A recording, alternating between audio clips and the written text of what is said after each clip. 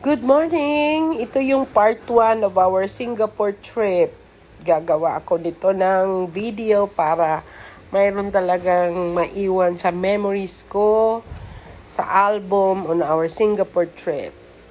Ito kami, si Papa lang nila ang di nakasama. Kasama yung dalawang babaeng apo ko at saka yung isang si Liam. Yung Papa nila hindi nakasama.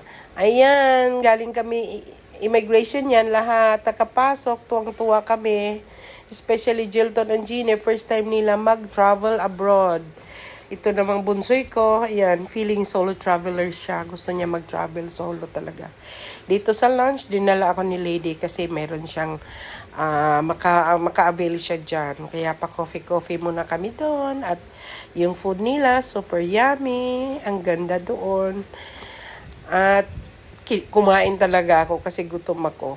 Well, ang iba nandyan nag-antay, waiting for boarding time. Yung isa tulog kasi galing pa sa trabaho. At yan, boarding na kami. Excited yung mga apo ko maghanap ng kanilang seat dito sa plane.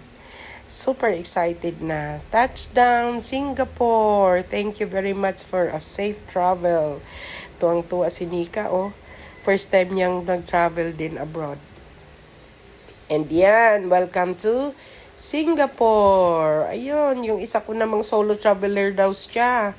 Nagpaiwan talaga para siya lang mag-isa maglakad daw palabas. Ayan, palabas na kami.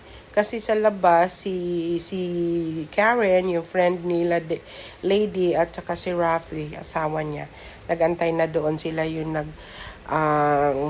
dala ng van na sasakyan namin papuntang accommodation. So, welcome to Singapore! First time to breathe the fresh air of Singapore. Yan, labas ng airport. Antay kami ng aming sasakyan papunta sa aming accommodation. Yan si Karen, the pretty Karen, and yung husband niya si Rafi. Ang babait nila. So, yan ang first view na nakita ko sa Singapore. Excited na kami na mag-start ng aming tour bukas. So, nagbiyahe kami papunta sa aming accommodation. Bye!